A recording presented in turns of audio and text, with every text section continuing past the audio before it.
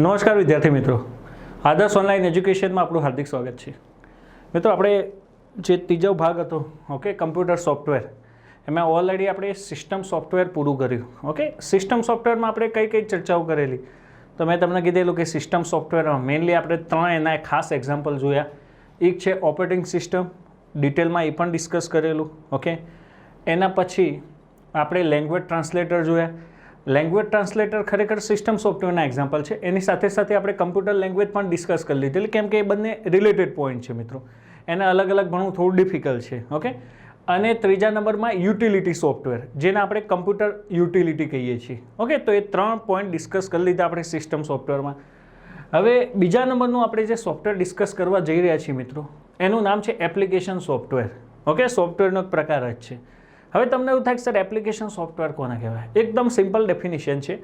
ખરેખરમાં ડેફિનેશન નથી એની કોઈ, ખાલી સમજવા માટે છે કે ભાઈ એપ્લિકેશન સોફ્ટવેર એટલે એવા સોફ્ટવેર જે બહારથી એક્સટર્નલી ઇન્સ્ટોલ કરવામાં આવે. આપણે સિસ્ટમ સોફ્ટવેરમાં યુટિલિટી સોફ્ટવેરનો કન્સેપ્ટ કેવી રીતે સમજેલા કે ભાઈ ઓપરેટિંગ સિસ્ટમ જ્યારે ઇન્સ્ટોલ કરીએ, ઓપરેટિંગ સિસ્ટમ એ ખુદ સિસ્ટમ સોફ્ટવેર છે, એને જ્યારે તમે ઇન્સ્ટોલ કરો એની સાથે જે સોફ્ટવેર ઇન્સ્ટોલ થઈ જાય, બાય ડિફોલ્ટ એની સાથે આવી જાય, એને આપણે યુટિલિટી સોફ્ટવેર કહેતા હતા. લાઈક ક્લોક છે, કેલેન્ડર છે, ઓકે, એસેસરીઝ આખું પોઈન્ટ, પછી તમે જોયું ડ્રાઈવર્સ જોયા, બરાબર. તો એ બધા આપણે તમને ખબર હોય તો ત્યાં ઓકે બેકઅપનો ઓપ્શન જોયો, ડિસ્ક ફ્રેગમેન્ટેશન જોયેલું, ડિસ્ક કમ્પ્રેશન જોયેલું, આ બધા તો ઓપ્શન હતા જ, બરાબર. આ બધા શું હતા? યુટિલિટી બેકઅપ, મીન્સ કે યુટિલિટી સોફ્ટવેર. ઓકે, આજે જે જોવાના છે એપ્લિકેશન સોફ્ટવેર એટલે એવા સોફ્ટવેર જે કામના હોય બટ એ ઓએસ સાથે ઇન્સ્ટોલ ના થાય, તમારે અલગથી ઇન્સ્ટોલ કરવા પડે.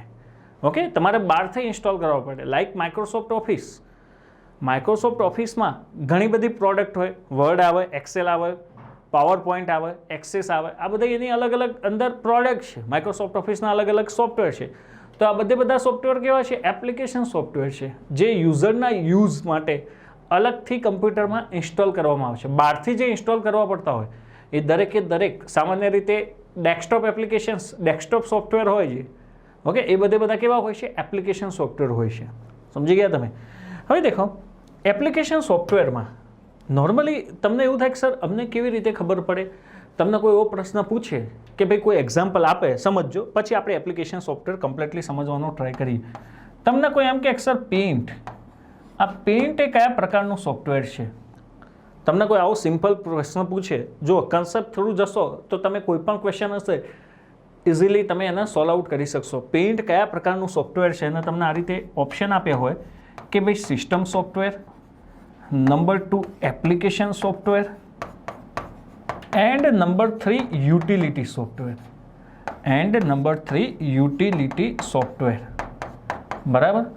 આ રીતે તમને આપ્યા હોય તો તમને કેવી રીતે આન્સર ચૂઝ કરશો? સિસ્ટમ સોફ્ટવેર કોને કહેવાય? તો મેં તમને કીધું કે સિસ્ટમ સોફ્ટવેરમાં જનરલી બે જ એક્ઝામ્પલ આવશે, એક ઓપરેટિંગ સિસ્ટમ અને બીજું લેંગ્વેજ ટ્રાન્સલેટર. આ તમારે જનરલી બે જ વસ્તુ યાદ રાખવાની. ઓકે, એક ઓપરેટિંગ સિસ્ટમ અને લેંગ્વેજ ટ્રાન્સલેટર, આ બે જ વસ્તુ યાદ રાખવાની. યુટિલિટી છે ને સિસ્ટમ જોડે જ કમ્બાઈન છે. તમને એવું થાય કેમ? કેમ કે જ્યારે તમે ઓએસ ઇન્સ્ટોલ કરો એની સાથે જે સોફ્ટવેર હોય એને યુટિલિટી સોફ્ટવેર કહેવાય. યુટિલિટી સોફ્ટવેર એટલે એવા સોફ્ટવેર જે ઓએસ સાથે આવી જતા હોય. તો જે પેઇન્ટ છે એ તમે દેખો ઓપરેટિંગ સિસ્ટમ ઇન્સ્ટોલ કરી એની સાથે આવી જાય. સમજી ગયા મિત્રો? તો પેઇન્ટ કેવું સોફ્ટવેર કહેવાય? યુટિલિટી સોફ્ટવેર કહેવાય. કેવું સોફ્ટવેર કહેવાય? યુટિલિટી સોફ્ટવેર કહેવાય. તમને ખાલી સિમ્પલ એક કન્સેપ્ટ સમજાવું છું. અહીંથી એકાદ ક્વેશ્ચન પૂછે છે, જો કે તમે ત્રણ ટાઈપ સમજી ગયા હોય એટલે તમારા માટે કોઈ પણ પ્રશ્નનો જવાબ આપવો સિમ્પલ બની જાય. તમને સેમ એવો પ્રશ્ન પૂછે કે ભાઈ વિન્ડોઝ એ કયા પ્રકારનું સોફ્ટવેર છે? તો આ તો આપણને ખબર પડી જ જાય કે વિન્ડોઝ શું છે? ઓપરેટિંગ સિસ્ટમ છે.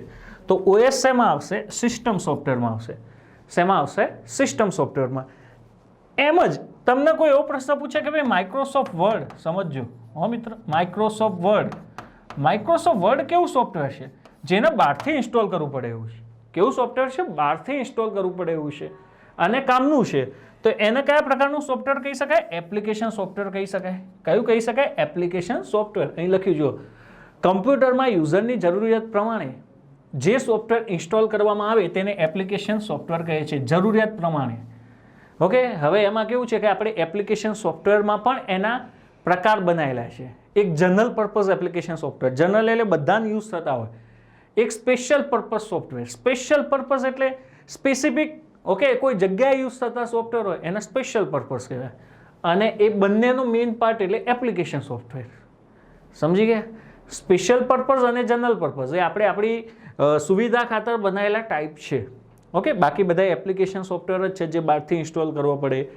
તો મેં તમને કીધું કે એકથી વધુ પ્રોગ્રામનો સંગ્રહ છે.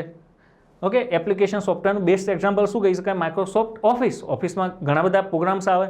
ઓકે, તેમાં યુઝર્સ માટે વાસ્તવિક કામ કરતા પ્રોગ્રામ્સનો સમાવેશ થાય છે. એપ્લિકેશન સોફ્ટવેરના એક્ઝામ્પલ જો વર્ડ પ્રોસેસર, સ્પ્રેડશીટ એટલે એક્સેલની વાત છે, ડેટાબેઝ, ઓકે, મનોરંજન માટેના સોફ્ટવેર. સમજી ગયા શું કહેવા માગું છું? જો તમને એવું થાય કે સર VLC પ્લેયર છે, VLC પ્લેયર આપણે બહારથી ઇન્સ્ટોલ કરીએ છીએ, બરાબર. મોટાભાગના બ્રાઉઝર્સ, હું એવું કેમ શબ્દ બોલ્યો મોટાભાગના બ્રાઉઝર્સ એપ્લિકેશન સોફ્ટવેર્સ કહેવાય? કેમ કે અમુક બ્રાઉઝર લાઈક ઇન્ટરનેટ એક્સપ્લોરર જુઓ, તમે વિન્ડોઝ ઓપરેટિંગ સિસ્ટમ યુઝ કરતા હોય એ ઇન્સ્ટોલ કરો તો એની સાથે આઈ છે એ ઓલરેડી થઈ જ જાય છે. અત્યારે તો મિત્રો નોર્મલી ગૂગલ ક્રોમ પણ તમે જાણો છો કે એન્ડ્રોઈડ છે એ ગૂગલ કંપનીની ઓપરેટિંગ સિસ્ટમ છે. તો તમે કોઈ એન્ડ્રોઈડ ફોન લો તો એમાં એ લોકો ગૂગલ ક્રોમ ઇન્સ્ટોલ કરીને આપતા હોય છે. સમજી ગયા? ઓકે, બટ ઇન્ટરનેટ એક્સપ્લોરર છે એ તમે યુટિલિટી સોફ્ટવેર ગણી શકો, બરાબર. બાકી બધા કેવા કેવા એપ્લિકેશન સોફ્ટવેર કહેવાય જે બહારથી ઇન્સ્ટોલ કરવો પડે છે, એ બધા એપ્લિકેશન સોફ્ટવેર છે. હવે મેં તમને કીધું ને બે પ્રકાર બનાવેલા છે, એક જનરલ પર્પઝ સોફ્ટવેર અને બીજા special purpose software. General purpose software એટલે જે જનરલ લોકો યુઝ કરતા જ હોય. તમે દેખો એવું બન્યું કે તમારી જોડે કમ્પ્યુટર હોય અને માઇક્રોસોફ્ટ ઓફિસ ના હોય? એવું નહીં બને મિત્રો. માઇક્રોસોફ્ટ ઓફિસ હશે કેમ કે જનરલ પર્પઝમાં દરેક લોકોના યુઝમાં લેવાતું હોય. કોઈ એમાં વર્ડ યુઝ કરતું હોય, કોઈ ડેટાબેઝ બનાવતું હોય તો એક્સેસ યુઝ કરતું હોય, આપણા જેવા લોકો પ્રેઝન્ટેશન બનાવતા હોય, ઓકે, તો પાવર પોઈન્ટ યુઝ કરતા હોય. અલગ અલગ એના યુઝ પ્રમાણે જે લોકોને જેમ જેમ યુઝ કરવાની જરૂર પડતી હોય એમ યુઝ કરતા હોય. આ સોફ્ટવેર યુઝરની જરૂરિયાતને ધ્યાનમાં રાખીને બનાવવામાં આવ્યું હોય છે. જો આમાં લખ્યું છે વર્ડ, પાવર પોઈન્ટ, હું ઓફિસ બોલું છું, Excel, desktop publishing software, DBMS, okay, image editing software, VLC media player. તો આ બધા કેવા છે? VLC પણ જનરલી તમને એવું થાય કે સર VLC પ્લેયર ના હોય શું થાય? કોઈ વિડીયો જ પ્લે ના કરી શકો, તમારે મૂળ જોવી હોય, કોઈ વિડીયો MP3, MP4 ફોર્મેટમાં તમારે કોઈ ફાઇલ ઓપન કરવી હોય તો એના માટે પ્લેયર જરૂરી છે. ડઝન્ટ મેટર, જરૂરી નથી કે VLC, વિન્ડોઝનું પોતાનું પણ ઇનબિલ્ટ પ્લેયર હોય છે, વિન્ડો મીડિયા પ્લેયર. ઓકે, આ બહારથી જે ઇન્સ્ટોલ કરવામાં આવે એ બધા એપ્લિકેશન સોફ્ટવેર છે.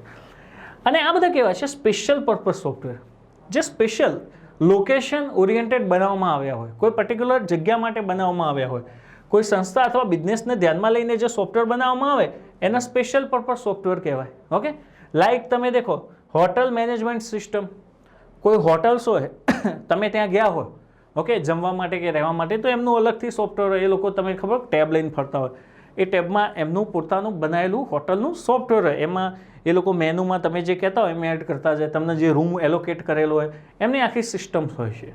એ સ્પેશિયલ હોટલ ઓરિએન્ટેડ બનાવ્યું હોય જે હોટલ મેનેજમેન્ટ સિસ્ટમનું સોફ્ટવેર છે. ગ્રુપવેર સોફ્ટવેર, ઓકે, અલગ અલગ યુઝ થતા. તમે દેખો શેરબજારની ઘણી બધી એપ્લિકેશન્સ માટે અલગ અલગ એના ખુદના સોફ્ટવેર્સ હોય છે, એની ઘણી એપ્લિકેશન્સ હોય છે મિત્રો. ઓકે, તો એ અલગ અલગ પર્ટિક્યુલર કોઈ સંસ્થા અથવા મેં તમને કીધું કોઈ લોકેશનને ધ્યાનમાં રાખીને બધામાં સોફ્ટવેર છે. તો મેઇનલી જે 3 સોફ્ટવેર હતા, okay, system software, application software અને યુટિલિટી સોફ્ટવેર. આ ત્રણેય તમને આઈડિયા આવી ગયો છે. ફરીથી એક વખત મિત્રો આપણે રિપીટ કરીએ કે સિસ્ટમ સોફ્ટવેર એટલે મેં તમને કીધું કે એવા સોફ્ટવેર જે આખી સિસ્ટમને કંટ્રોલિંગ કરી શકે અથવા ઓપરેટ કરી શકે એને સિસ્ટમ સોફ્ટવેર કહે. લાઈક OS ઓપરેટિંગ સિસ્ટમ અને લેંગ્વેજ ટ્રાન્સલેટર. લેંગ્વેજ ટ્રાન્સલેટરમાં શું આવશે?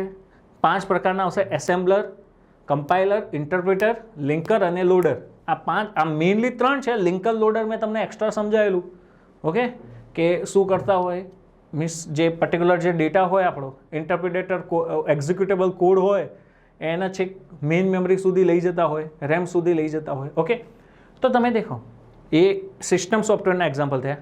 ધેન એપ્લિકેશન એટલે બહારથી ઇન્સ્ટોલ કરી શકે એવા સોફ્ટવેર હોય અને યુઝરના ધ્યાનમાં રાખીને બનાવવામાં આવેલા સોફ્ટવેર હોય. એપ્લિકેશન યુઝરના 2 પ્રકાર છે, જનરલ પર્પઝ અને special software. Okay, special purpose software.